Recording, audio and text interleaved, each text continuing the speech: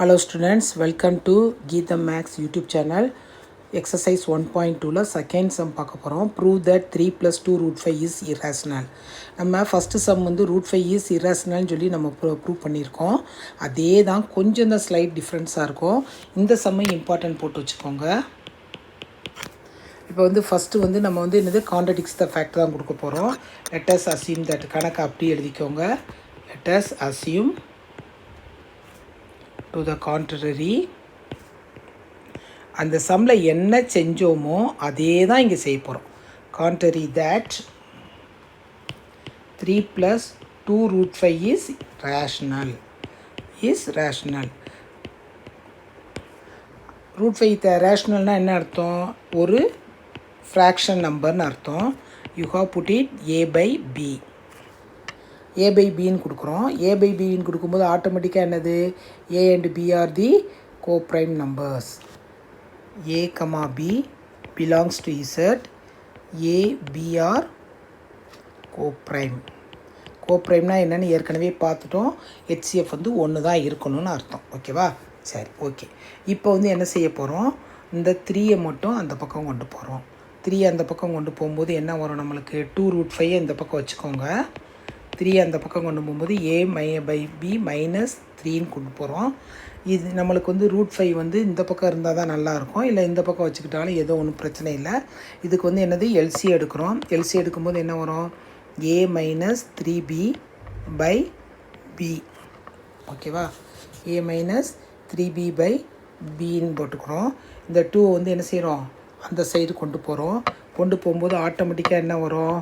2 வந்து இங்கே வந்து என்ன இருக்குது? நியூமரேட்டரில் இருக்குது, டினாமினேட்டருக்கு வந்துடும். a minus 3b by 2b.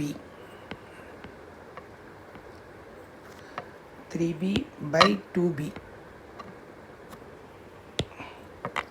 a minus 3b by 2b. ஓகேவா? ஓகே, சரி.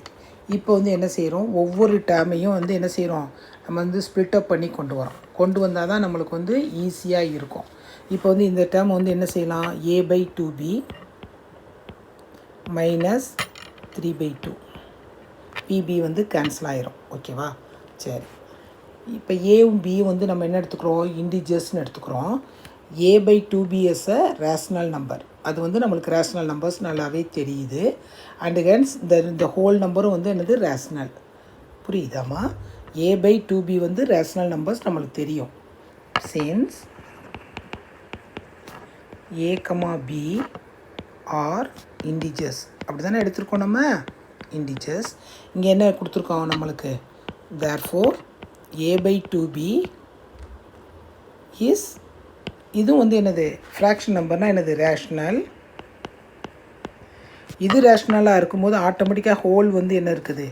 a by 2b minus 3 by 2 also rational, is rational. ரேஷ்னல்னு கொடுக்கும்போதே ஆட்டோமேட்டிக்காக என்ன இருக்கும்? Root 5 is also rational. Root 5 is also, so root 5 is rational. Rational கொடுக்கும்போது என்ன வரும்? நம்ம ஃபஸ்ட்டு சம்மில் என்ன கண்டுபிடிச்சிருக்கோம்? ரூட் 5 இஸ் இரேஷ்னல்னு கண்டுபிடிச்சிருக்கோம். அப்படின்னா இது வந்து என்னது? Contradiction the fact.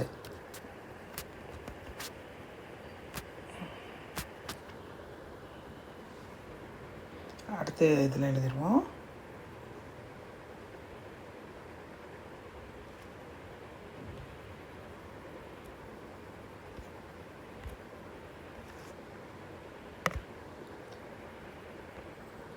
அடுத்ததில் எழுதும்போது இது வந்து என்னது? This contradiction